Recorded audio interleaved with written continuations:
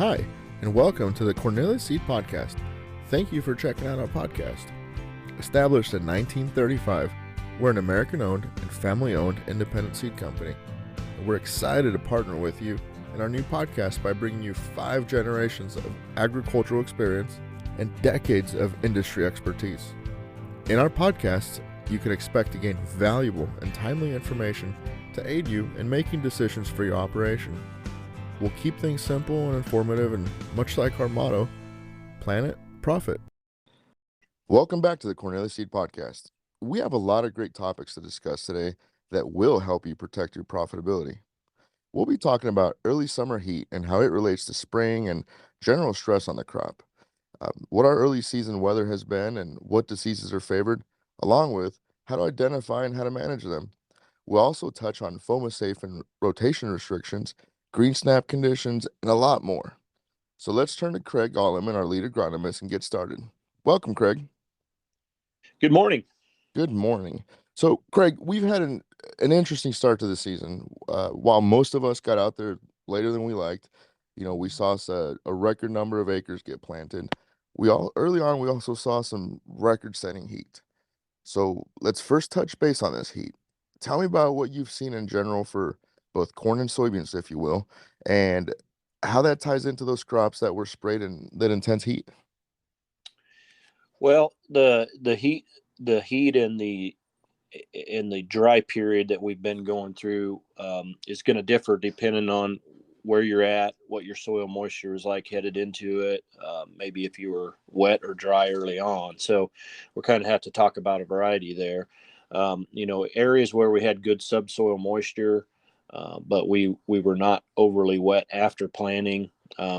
June is actually a pretty good month to have some dry weather so that your crop roots down, particularly the corn. We really like to see the corn rooted down in that month of June so that those roots are deeper later in the summer when we typically always get some different variation of a drought or dry periods. So not necessarily the worst thing in the world. We drive around, we see some of the leaf rolling, and we think that's a bad deal. Our crop's under stress, and it can be to some extent, but that's just a natural protection that the corn plant does. And some varieties or some hybrids will do it worse than others. And sometimes that's a good thing, and that hybrid maybe is protecting itself better than other hybrids. But so in I'm going to say in southern Illinois, but really, it's just past central Illinois, let's say south of Highway 34, a little ways. They were very wet in the planting season. And as I drove back a couple of weeks ago now from Springfield, I did see a lot of that leaf rolling. But as I got towards that Highway 34, there wasn't really any. And, that's the line there. If you were wet early and your roots probably didn't root down very well, then you were going to show more stress during that time period than where in areas where they rooted down and they were no doubt getting that subsoil moisture.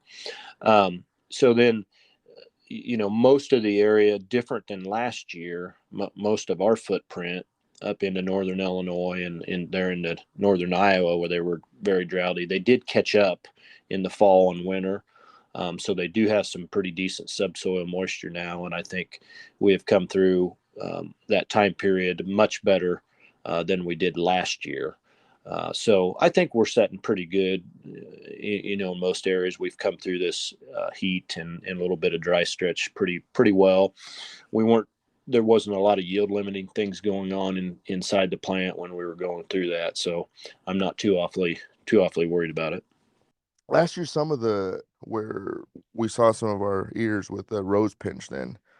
Do you think that's something that we'll see earlier on?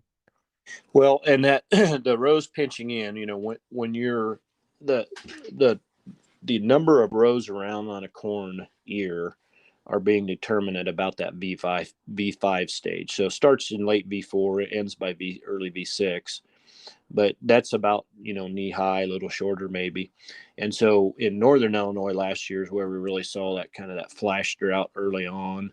And we did see some pinching down. That plant was putting on maybe 18 rows, and then it hit real stress period, and it pitched down to maybe 16 or 14 even. I don't think we probably will see that this year, just because again we had that much better subsoil moisture going into that into the planting season. So I don't think we saw that stress coming out of that. So that's positive. Well, yeah, that is promising. On this podcast, I think we're planning to focus a little bit more on corn, just because there's so much to talk about, and we'll share some love with beans later on. But just while we're on the topic of heat and whatnot, what thoughts or comments do you have on some of those folks that they had to spray during the intense heat? Yeah, well, and some of that, in most cases, they had to hit that window, where they were cut off by the EPA on spraying certain herbicides, and usually that's the XtendiMax program. Well, we know we've got to get that done at a certain time, so they had to pull that trigger in that intense heat. We did see some, both in corn and soybeans, see some crop response to that. A lot of times it's adjuvants really that are getting the response. They're just a little hot under those conditions. And I don't think, we should see any type of yield effect from it. But, soybean, we do see the soybean plant stress in those hot, dry conditions as well. And soybean will flip its leaf upside down. That's its defense mechanism against heat and dry weather during the day. And so you kind of see that silvery cast out there. That's the bottom side of the leaf, just flipped over during the day, just trying to defend against that extreme heat. The other thing there with soybeans is we're a little bit cautious as we maybe ran out of some of the options because of the calendar. Maybe we had to switch into a program where we're using a PPO inhibitor, and like a fomesafen you find in Reflex. For instance, there is a 10-month restriction when you plant back to corn with that, being concerned about that carrying over in the soil. And so but that can be directly related to how much soil you're hitting. So if your beans were pretty well canopied and you had a pretty good mat of weeds, there's not going to be a lot to hit the ground. But if you had a lot of bare dirt out there, that's going to hit the ground, get locked into the soil, and we need to be cautious of our replant window on that. Some good things to keep in mind there, and just stay cautious. So, well, I think we've talked plenty on the heat here. The most important piece, and I think we're heading into the stage of the game where we really have to be scouting and know what you're looking for, so that you can protect that profitability. So, what diseases are favored with the conditions that we've been experiencing? Well, so I'll talk about what I consider to be the kind of the five major foliar diseases, mostly fungal diseases on corn, that we're going to be looking at here over the next couple of weeks. And we are here in central Illinois.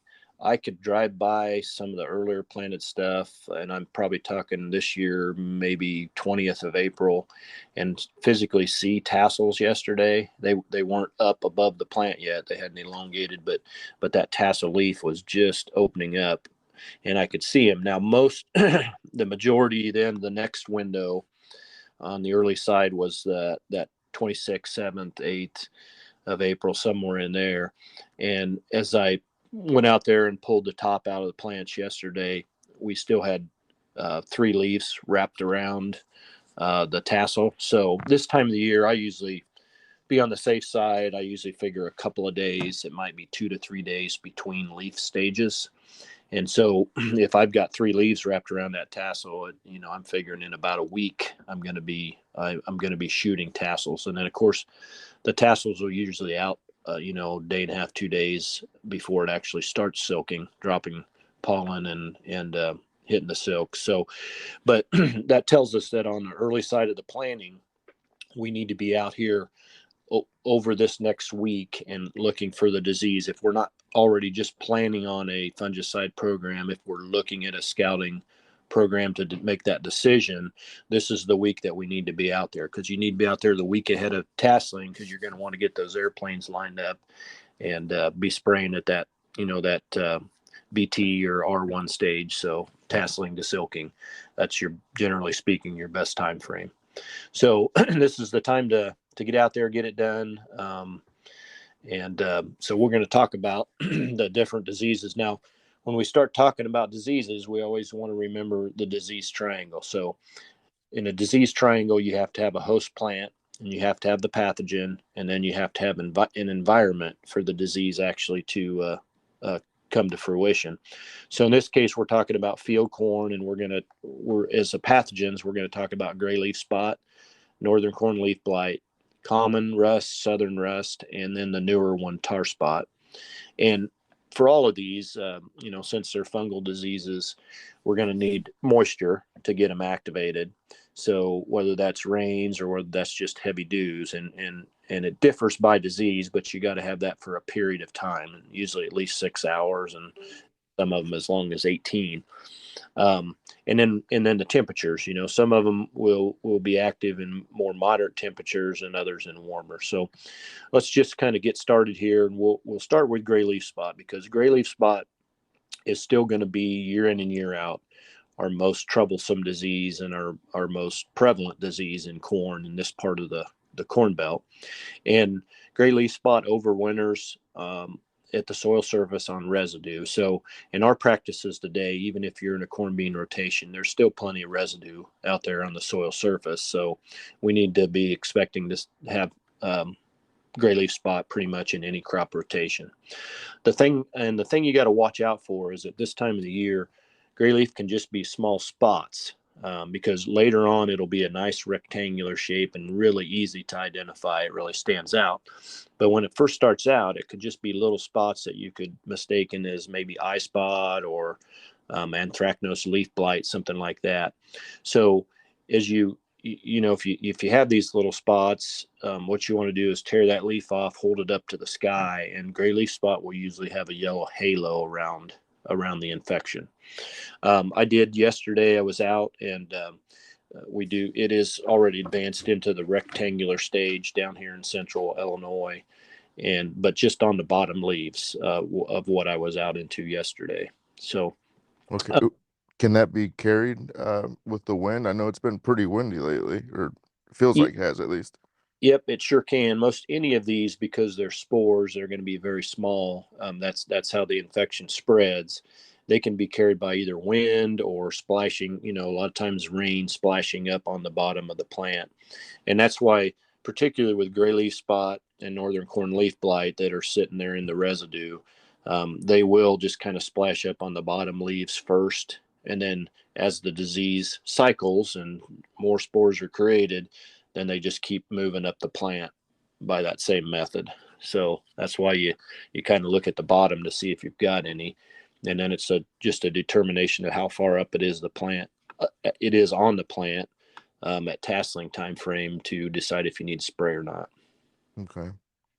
So on the gray leaf, it likes warmer temps. So kind of talk about it and northern corn leaf blight here. We usually see northern corn leaf blight a little earlier because it likes moderate temps, whereas gray leaf likes warmer temps. But we've been pretty warm most of the early or late spring here and early summer. So probably not going to see a lot of northern corn leaf blight, although that just depends on where you're at and what your local temps have been. But it's been really good conditions for gray leaf, so we should see that one get to going pretty good. Likes really high humidity, so when we're uncomfortable out there, it loves it. So overcast days with heavy dews, that's kind of what you'll see there. Now there is a threshold for scouting. I'm going to give you a threshold on most of these, but the only really official research-based threshold is gray leaf spot, and that is gray leaf spot lesions on the third leaf below the ear leaf on 50% of your plants that week prior to tasseling. So again, down here in central Illinois, where we're about a week away from tasseling, that's when we'll go out and pull that third leaf. And I just count down that third leaf. I pull it completely off, and then I'm able to look up at the sky if I've got lesions and see if I've got that yellow halo. So that's just what I do. And of course, you want to go several parts of the field and do multiple plants that you're looking at. So other than, so when you're identifying that, you're talking about, you're probably going to put on the foliar fungicide application. guessing just residue management and hybrid selection about your other options when it comes to managing gray leaf spot. That's right, and in all of them, there are some hybrid tolerances. There's really not resistance to to anything that we're going to talk about, but there's a lot of difference in tolerance among different hybrids. If you've got good ratings, we can't get good ratings on everything because we can't. we don't always we don't always see the disease, when we're rating new products, but most of them we have some decent ratings on. So that's your best choice, and that's the thing with gray leaf spot. If you've got a good hybrid or a hybrid with good tolerance, it may keep the gray leaf in that small spot stage. It may never get elongated into those rectangles. So you might have it on those, but they have good tolerance, and you're not going to need to spray those for the gray leaf anyway. So the next one we're going to talk about is northern corn leaf blight. And northern corn leaf blight is going to be a cigar-shaped lesion. So, it's going to be tapered on both ends. It could be anywhere from 1 inch to 7 inches long. And again, it likes that a little more moderate temperature. So usually we'll maybe see it set in a little bit earlier, or even, later if we get a cool period in there. But generally, I would expect to see it by now if it's going to be a problem. It can be easily confused with Goss's wilt or Stewart's wilt, because they're both kind of that long cigar shape too. But I think the big thing with northern corn leaf blight, it needs a little wetter weather than gray leaf does. At least 6 hours, but a lot of times up to 18 hours of water on the leaf surface. So you're probably going to need to have dews and rain included in there to get this disease really going. And both gray leaf and northern, if we get real hot, dry periods, it'll kind of just stop them. They won't go ahead and progress and have that next cycle where they spread up the plant. But when we resume back to these wetter, more humid conditions, then they'll crank back up. They won't completely go away. Okay. I'm going to say that when you're out there scouting in that week prior, if you've got northern corn leaf blight on your ear leaf on 50% of your plants, you need to pull the trigger on a fungicide. And again, there's no really research-based threshold, but I think it'd be really good to at least have something that you're thinking about. So I think that's a pretty reasonable approach to it. Now I'm going to move into the two rusts, and so we've got common rust and southern rust. Common rust is going to be a little darker colored. It's going to be a brown or reddish brown, and it's going to be kind of elongated lesions. They'll usually be pretty scattered or scattered little patches, and it could be on the upper leaf or the lower leaf surface as well. Whereas southern rust is going to be a little lighter colored, more that orangish colored, really. Going to in most cases only be on the upper surface, and it'll be in really thick patches. Both of these diseases will erupt. That's how they spread their spores.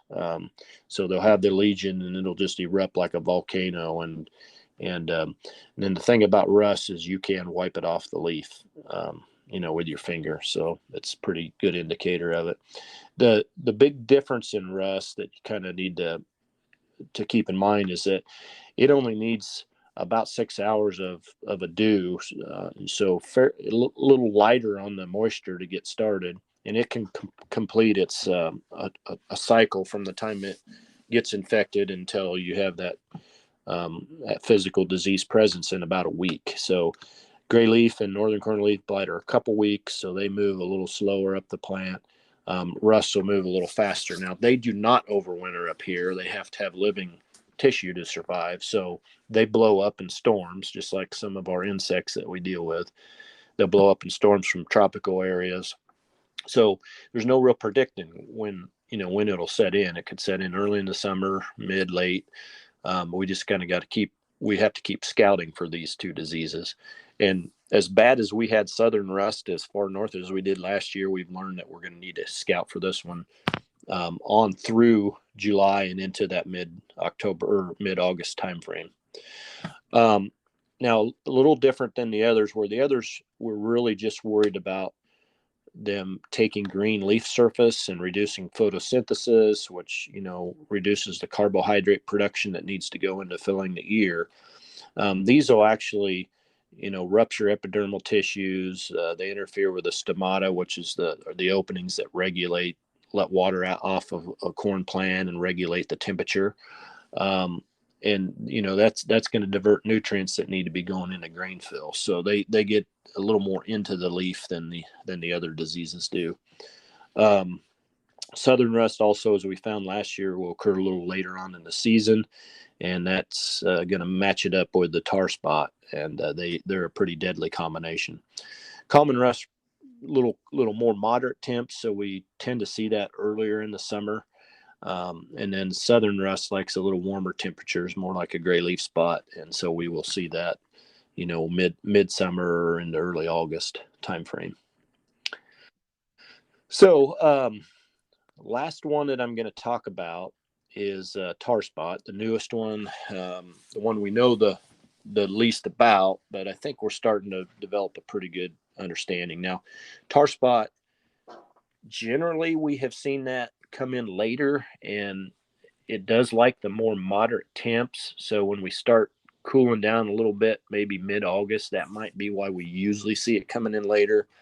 But I did hear that they have identified some tar spot, they think, in Indiana on V6 corn.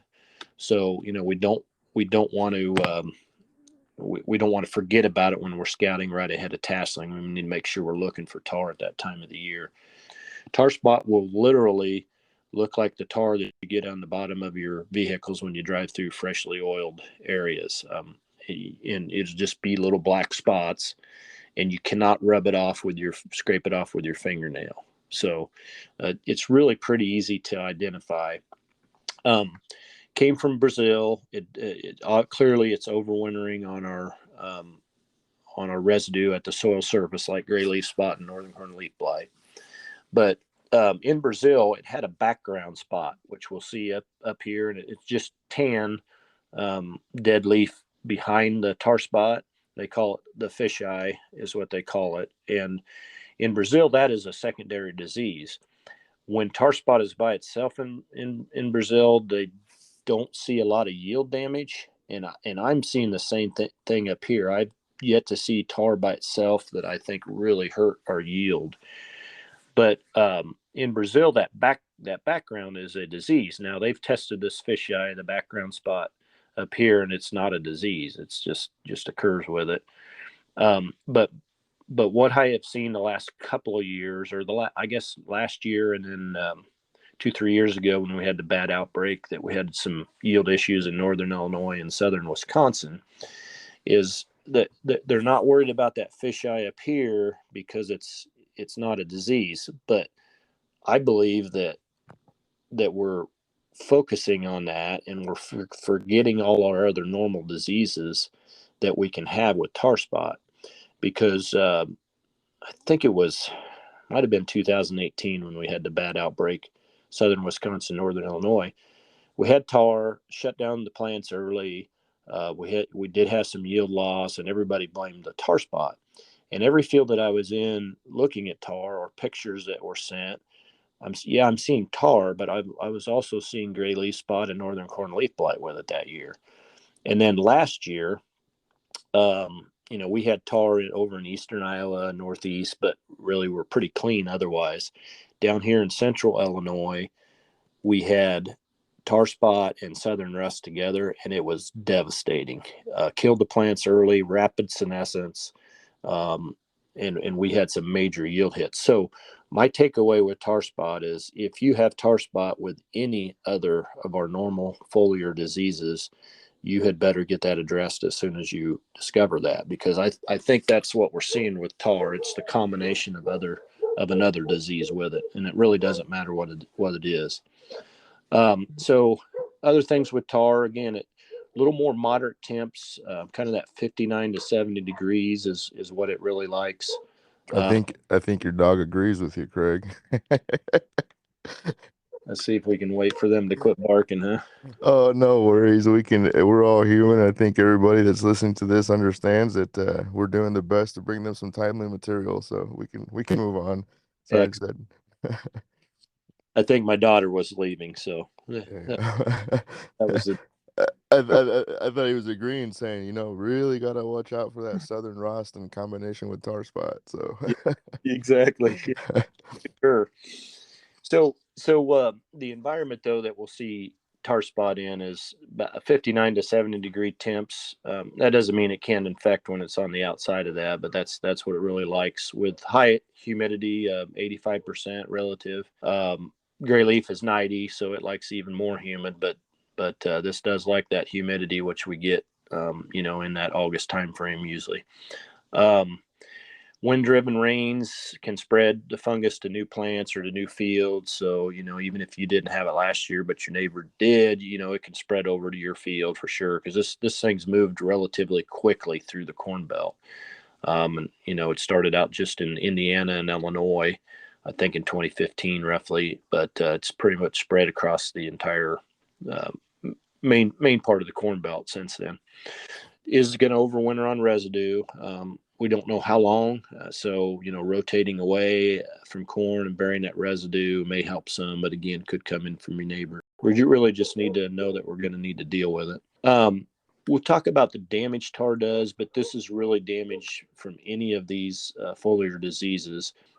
Tar has caused rapid early senescence of the leaves. So, the leaves just die prematurely. That's a big problem for kernel fill, because we've died before we've hit black layer. It's going to have smaller, lighter kernels than normal. So yeah, with the tar spot, that early senescence of the leaves is different than we're seeing from the other diseases. But in all of them, when we reduce that green leaf surface, because of these fungal diseases are on the leaves, we're going to again restrict carbohydrate production that's needed for the grain fill. But when that happens, the lower stalk, a lot of times if we can't do enough photosynthesis up top, then the plant's going to rob that lower stalk to feed the ear, and then that's going to cause stalk lodging later on. And just stalk rots in general, it's proven a long time ago when we put fungicides on, even though we don't control diseases like anthracnose stalk rot directly with a fungicide, because we've made that plant healthier, it's able to fight those stalk rots off. So any fungal disease that gets heavy is going to probably cause us to have more stalk rots and then lodging issues later on. So, another good reason why we scout and why we use fungicides as part of our program. So, but I think the take home as we finish tar spot here is just, if you have tar spot with any other disease, you need to get a spray out there as soon as you can, because that's going to be very yield limiting. And both with tar and particularly with southern rust that we see that can blow in any time of the year, and we saw how bad it got late last year, we need to think or change our mindset about scouting for fungicides. So we used to just go out there and scout this time of the year, that week ahead of tasseling, make our decision, either spray or don't spray, and then we were kind of done for the year.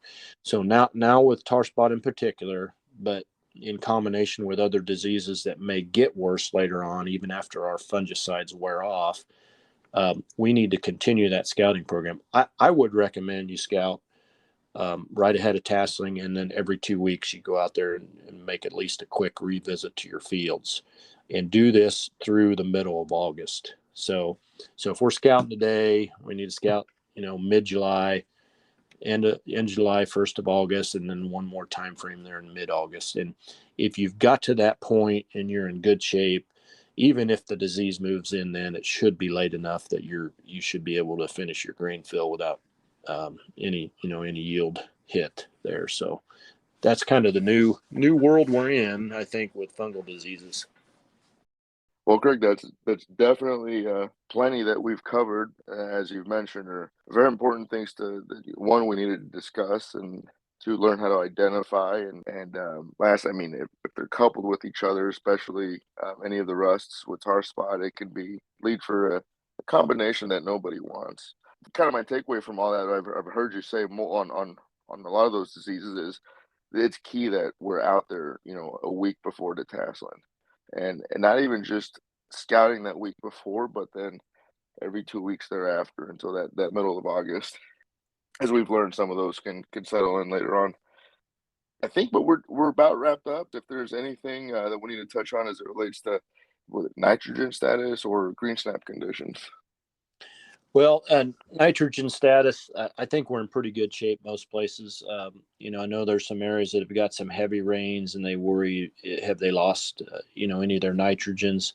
I really don't think we need to worry about nitrogen going down. If you had some nitrogen on the surface and you got heavy rains or, towards the surface and heavy rains stayed saturated for a long time, you could, lose it through volatility just going up into the air as the soil microbes rob some oxygen off of that molecule and turn that into a gas. But I think we were probably dry enough ahead of these rains that we probably didn't have a lot of that take place, and not really worried about leaching in our heavy organic matter soils. Sand, coarser soils, different story, but you guys know how to manage those by now anyway. And what was your second question? Green snap conditions is one of the other ones we got sent in. Yeah, we always cringe, up at least. Well, we cringe any time of the year we get these heavy storms and heavy winds. And sometimes we can get hail with them. But green snap, the first stage of green snap that we're really susceptible when we get rapid elongation of those nodes on the corn planter is V5 to V8, which of course we're well past that now. But then the corn kind of hardens up a bit and then gets susceptible to green snap again at that V12 to tasseling. So, we can snap right up to the 2 tasseling time frame. And V12, you just think of that as about shoulder height. So we're definitely in that stage right now. We do want to stay away from heavy winds. That's a pretty ugly thing when you go out there and you snap almost a full-size plant off at that node or two right above the ground. And you had all that potential there. But yeah, so we do have to watch that a little bit between now and then and just hope we don't get any heavy winds with it. But the last thing I guess I would say is, as you're out here scouting later for corn, if we get that program where we're scouting every couple of weeks, make sure you jump into your neighboring bean fields. And particularly, we would probably be looking for soybean aphids, at least in the northern half of Iowa.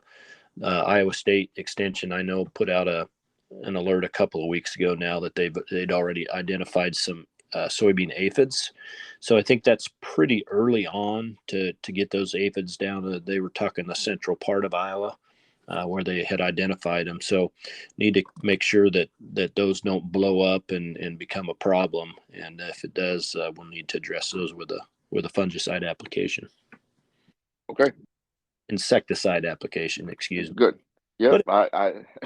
But if you're out there at that that R3 time frame, that beginning of August, and you've got to put an insecticide on anyway, you might consider putting a fungicide on there with it. That's a pretty good combination. Good. We're in the stage of the game where we're protecting our profits is how I like to think about it. So that's why it's ever more important. We realize we're not done. We're just out there scouting, and it's that time of year. That's for sure. That's right. And, with the prices we have on commodities, I know we've spent a lot on this crop already, but our return is usually easier to hit, even with higher priced inputs. If we're getting, $14 for a bushel of soybeans and $6 for a bushel of corn. So. Well, Craig, I know we definitely covered a lot. The folks that stayed on and listened, thank you for your time. We really appreciate it. Stay tuned. There's another timely podcast and more likely focus on other good topics. Thank you very much, and I hope you have a wonderful rest of your day.